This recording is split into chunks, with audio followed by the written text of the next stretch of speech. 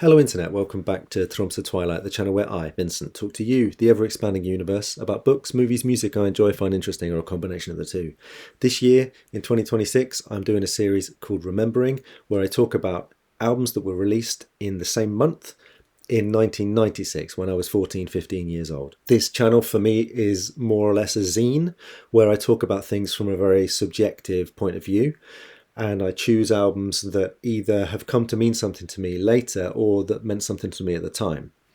In June of 96, Placebo, the three-piece rock band, released their debut album that was just named Placebo. It had a very iconic cover. Around the time that it came out, I had only heard the single Teenage Angst, which they used to play late night on the radio, and initially I didn't really like it. Then, sometime in the autumn of 96, I went to a party where the girl that I went to meet got very drunk very quickly, and she was a year older. She passed out in a room upstairs, and me and a guy I'd never met before listened to this Placebo album. He was a huge Placebo fan. We danced in the living room to this album, and I then went and bought it and got to know it. But I haven't really listened to it since probably the end of the 90s. I didn't really like Placebo much after their second record. That I kind of lost interest in them. And I'll come back to why that might be. So it was very interesting to me to go back and listen to this album with 30 years distance so that I could talk to you about it.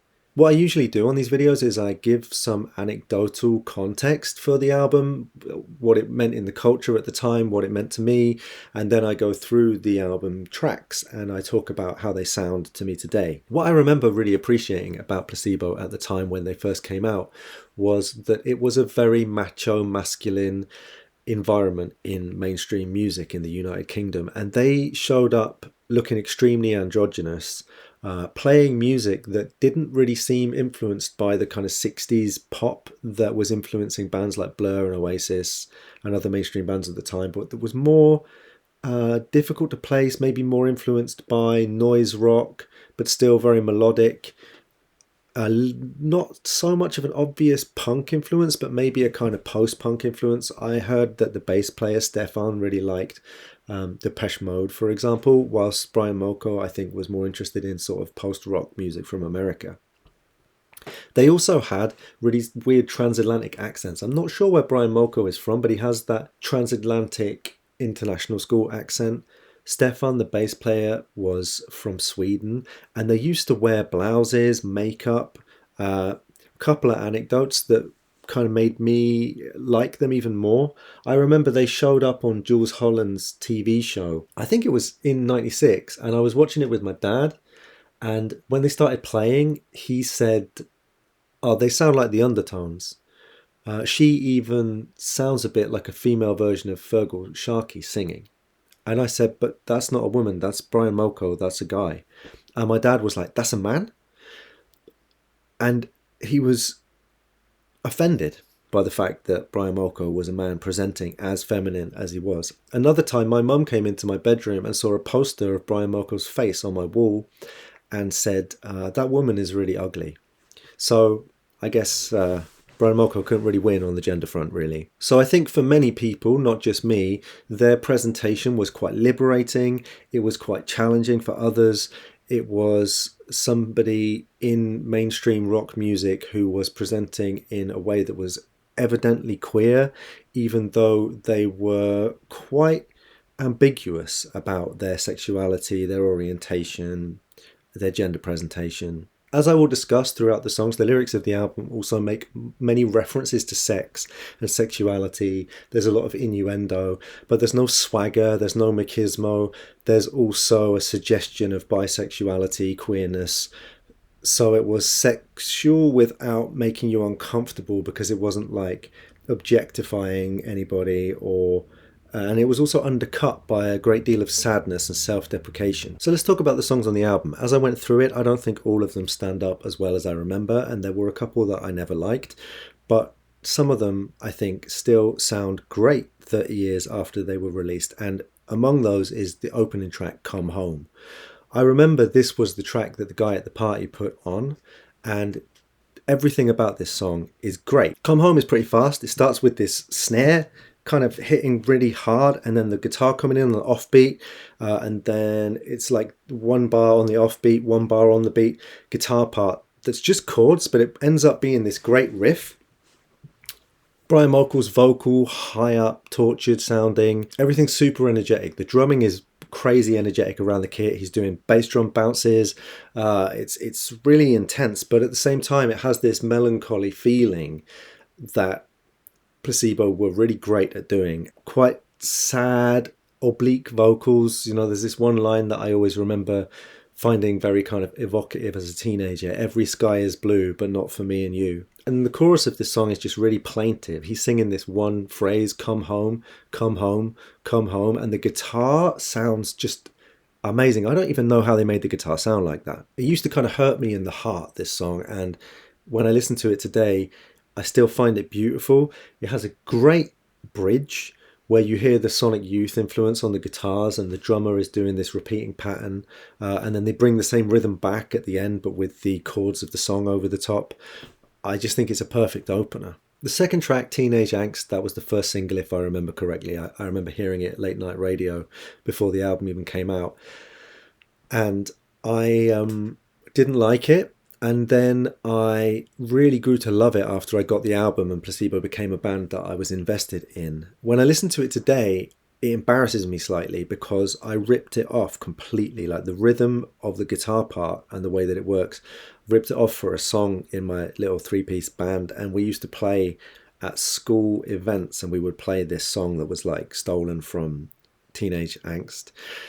Lyrically, I think the chorus, which is kind of an expression of teenage sadness, is a little on the nose with 30 years remove and maybe a couple of decades of wisdom. But the verses, I think, are still quite beautifully written. Like it has these lines, one fluid gesture, like stepping back in time, trapped in amber, petrified, which I think is really good writing, and the way Brian Molko delivers it is really beautiful. When I listen to this song today, I think about like Lil Peep some decades later and his kind of sad boy, goth, emo, trap music that he was making, and how this song is kind of like the 90s version of something like that. It also amazes me when I think that there was a rock club in Swindon where I grew up, and we were going there drinking and dancing from the age of 15, 16, and they would play this song and people would dance to it.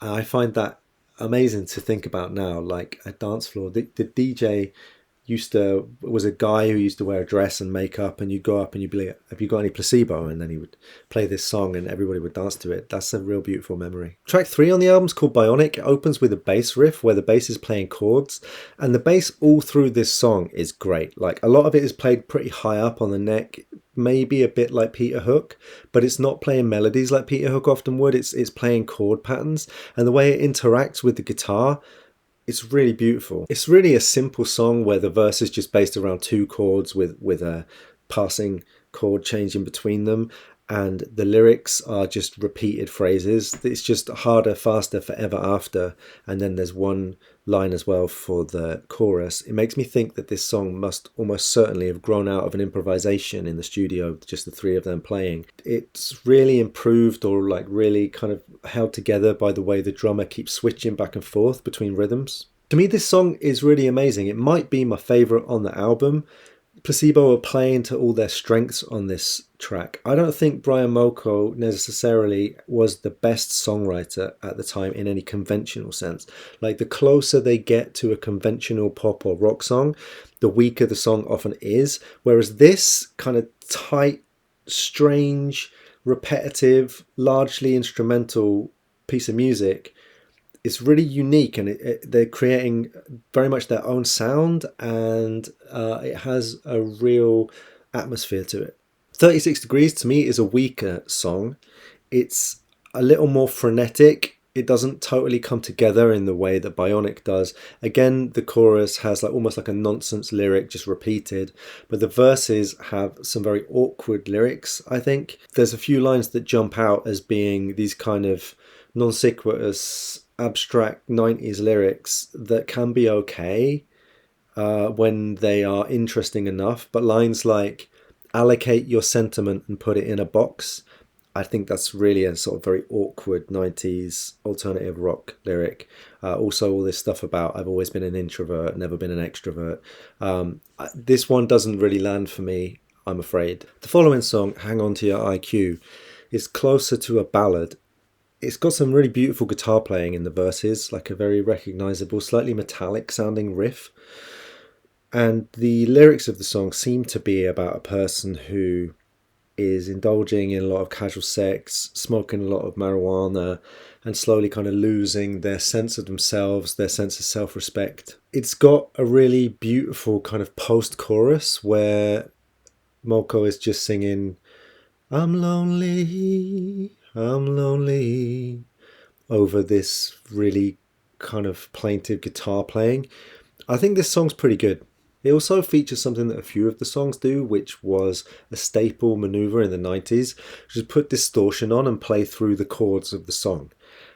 And it's a really effective, very simple thing to do, and it works really well in this track.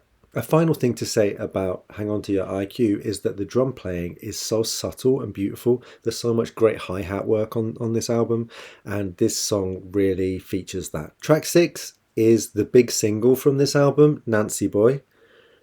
It was never my favourite song on the album. When I listen to it today, I still think it's weaker than most of the rest of the album.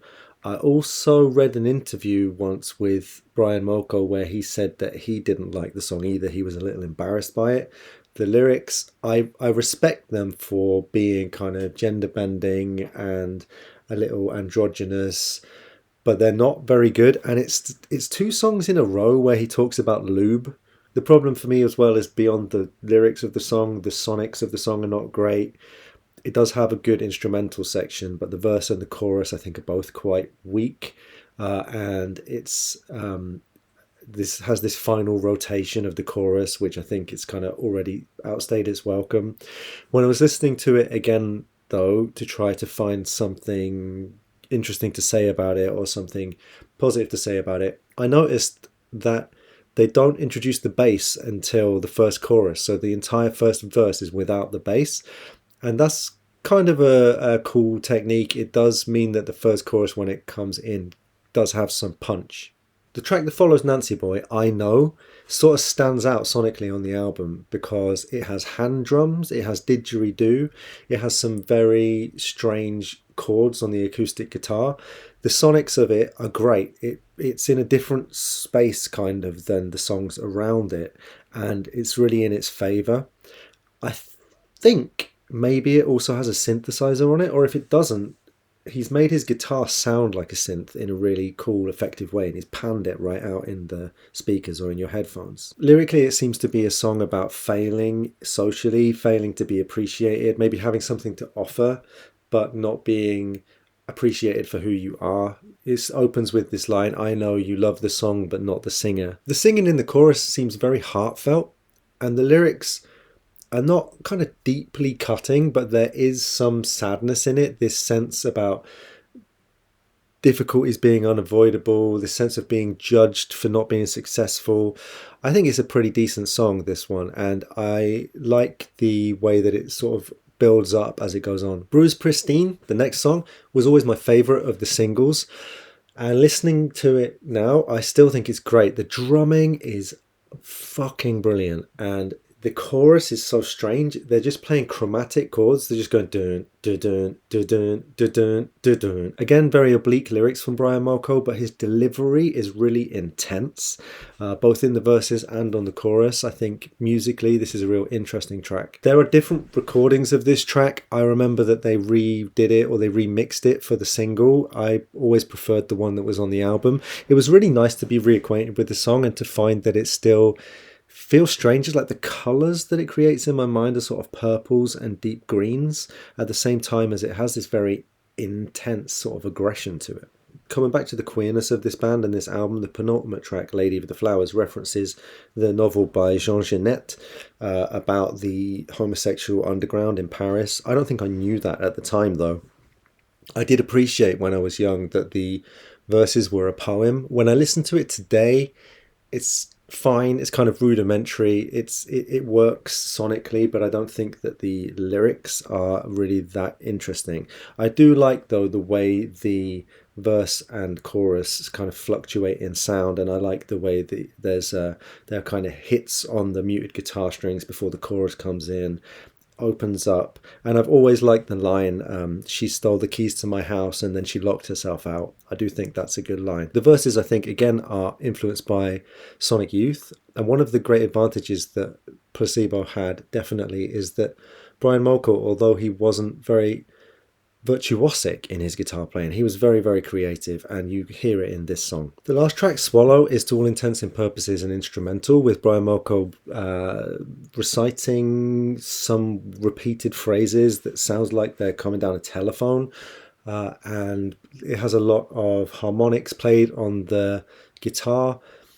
It's really beautiful. It sounds like almost like film music. Fluctuates between the sort of spacey section, and then with the drummer is playing more on the toms, playing more rhythmically, and they have more of a kind of groove to the song. It goes back and forth, and I think it's really effective.